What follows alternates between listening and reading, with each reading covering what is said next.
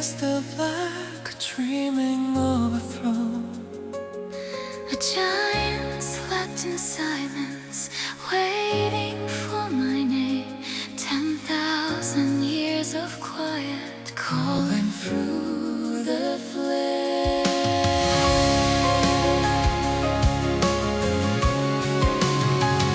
I fell through empty sky, wings too tall to fly. 60 years of searching, asking every why. Then arms reached out from nowhere, held me through the fall. A strange, steady heartbeat, answering my call. One life, One death, one moment in the dark, one promise we can't break, written in the spark. 6 tales among the stars. I reach, you catch, we start A vow of life, a vow of heart. forever from this past.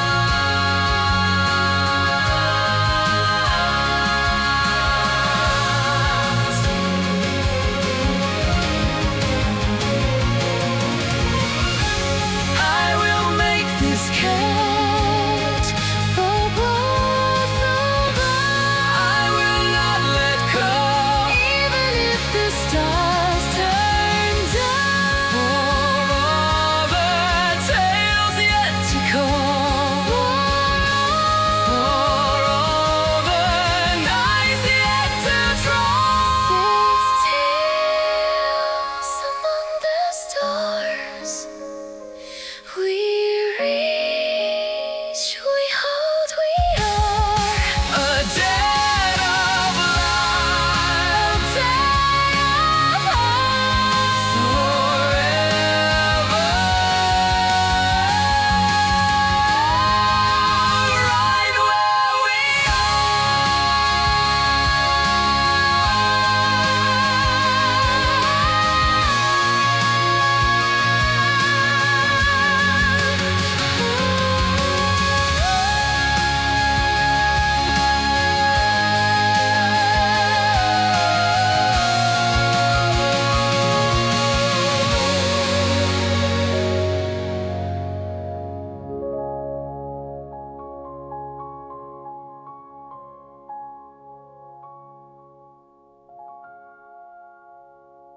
The teleport, soft shimmer, had barely faded from the crisp white and gold fabric of his new captain's uniform when Kaito felt the sudden, cool rush of open air brush against his face, the simulated sky of the orbital ring stretching wide and pale blue above him like a vast, gentle canvas painted with the softest morning light. He stood just outside the main academy building, the fresh insignia of six-tailed Kitsune and Co. still warm over his heart from where his fingers had pinned it only moments earlier in the quiet sanctuary of the captain's quarters. His 6 magnificent white tails swayed gently behind him in the recycled breeze, carrying with them the faint, lingering scent of the ship's ancient corridors, a subtle mix of polished alloys, dormant power, and something almost alive that made his chest feel strangely full and light at the same time. For a long, quiet heartbeat, he simply breathed, letting the quiet awe of the morning settle over him, the memory of the ship's vast bridge and the throne-like chair that had welcomed him like it had been waiting 10,000 years, still humming faintly in his bones, the bittersweet goodbye to the old naval blue uniform still echoing softly in his mind. Then something flashed above, a streak of white and vivid pink against the sky, a small, desperate flutter of black wings, long brown hair streaming like a comet's tail, fading to rose at the ends. She was falling, fast, uncontrolled, from high up on one of the upper terraces that overlooked the academy gardens. Without a single thought, Kaito moved, his arms lifted, legs braced, and he caught her mid-fall, the impact jarring through his shoulders, but not enough to knock him down. She was light, surprisingly so, cradled against his chest for one long, suspended second, while the world seemed to hold its breath around them. He felt the soft brush of her wings against his sleeve, the faint warmth of her body through the white fabric of her uniform, the quick, uneven rhythm of her breathing against his shoulder. Her mismatched eyes, one bright blue, the other a deep shimmering pink, flew wide with shock. Small black wings trembled against his sleeve. Her white captain's uniform, edged in gold with a neat black bow at her throat, was slightly askew from the tumble. For a moment, neither of them spoke. Only the soft sound of her quick, uneven breathing filled the space between them, and Kaito became aware of how small she felt in his arms, how fragile the moment was. Then, in a voice like wind chimes caught in a sudden, fragile breeze, she whispered, "My name is Lili. Can you put me down, please?" Kaito swallowed, ears dipping just a fraction in flustered embarrassment. "My name is Kaito." He lowered her carefully to her feet, stepping back a respectful pace so she could steady herself, though his hands lingered a heartbeat longer than necessary, as if some quiet instinct told him she might still need the anchor. She smoothed her uniform with small, trembling fingers, cheeks flushing a soft rose that spread to the tips of her pointed ears. Her wings folded tightly against her back, almost as if trying to make themselves smaller. When she looked up at him again, those mismatched eyes were glistening, not quite with tears, but with something deeper, something that had been waiting 60 long years to surface. You saved my life," she said, the words catching in her throat, voice so soft it barely carried over the distant hum of the Academy's life support systems. She took a tiny step closer, hesitant, almost afraid he might vanish if she moved too quickly. "In my race, when someone saves a life, it carries a very particular meaning." Kaito tilted his head slightly, 6 tails swaying in quiet curiosity. Lili bit her lip, cheeks now a vivid rose that spread to the tips of her pointed ears. Her wings gave a small, helpless flutter, betraying her nerves even as she tried to keep her voice steady and dignified. "We are taught from childhood that life is the most sacred debt. When one person preserves the life of another, especially at personal risk, the saved life is no longer only their own. It becomes shared. In the old laws of my people, the one who saves becomes bound to the one who is saved, not as servant or master, but as life partners, forever. It is considered the highest and most unbreakable bond. To refuse responsibility after such an act is to insult not just the individual, but the entire tradition of our race." She looked down at her boots for a heartbeat, wings twitching again in obvious embarrassment, then lifted her gaze back to his, those mismatched eyes shining with a mixture of ancient pride and very modern longing. "So, in this case," her voice dropped at an almost whisper, trembling with both gravity and hope, "you have to take responsibility, or you will insult our entire internal race."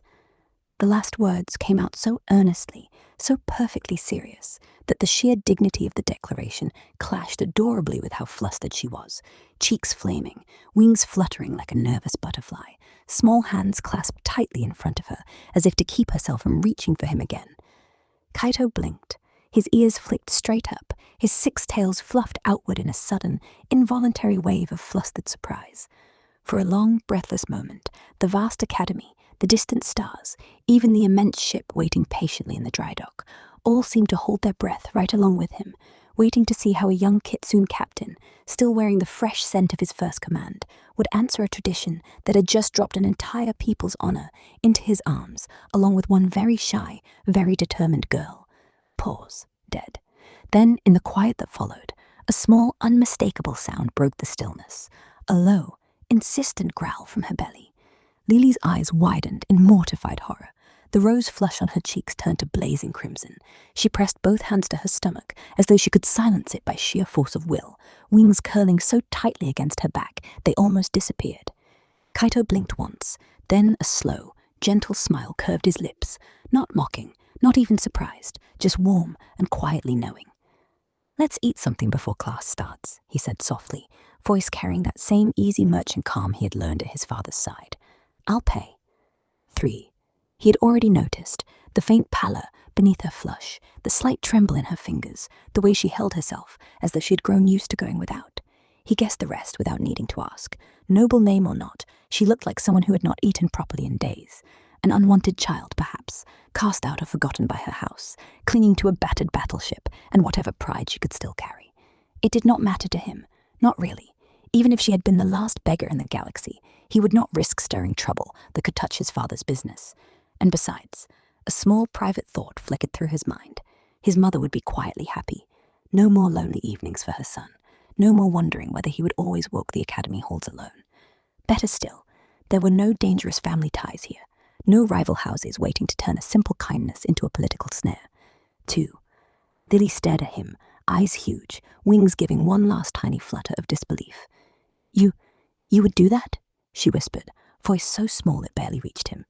Kaito nodded, smile softening further. "Of course, you're dizzy from the fall, and hungry. Come on, there's a small cafe near the observation wing that's quiet this early. We can sit, eat, and you can tell me more about your ship, if you want to." She hesitated, only for a heartbeat, then gave the tiniest nod, mismatched eyes shining with gratitude, and something deeper, something possessive and hopeful and achingly new. I would like that," she murmured.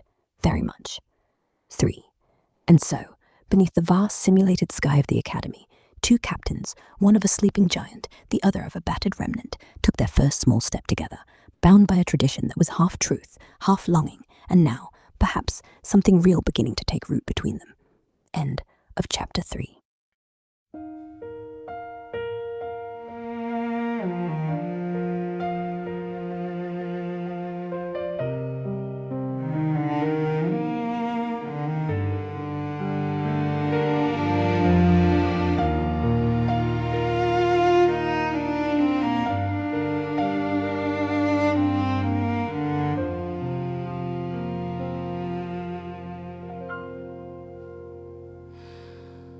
The sky was pale when I caught you falling through.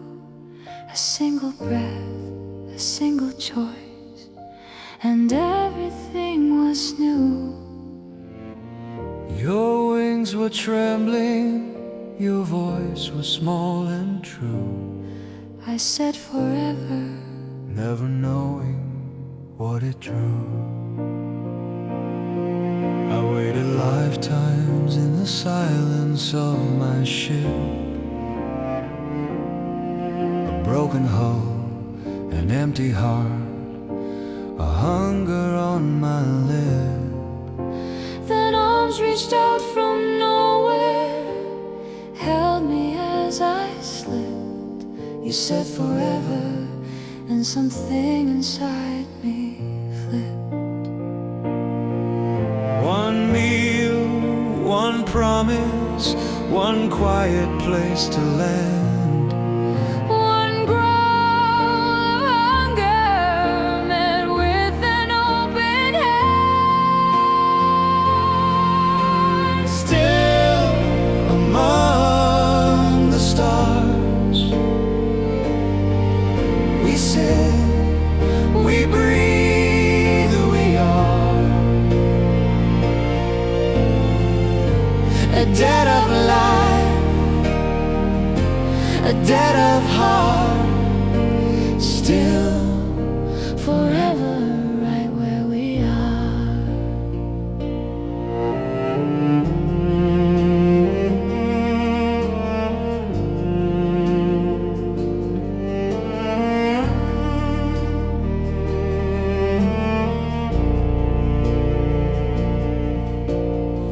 I don't know all the ways this path will bend, but I will walk it with you.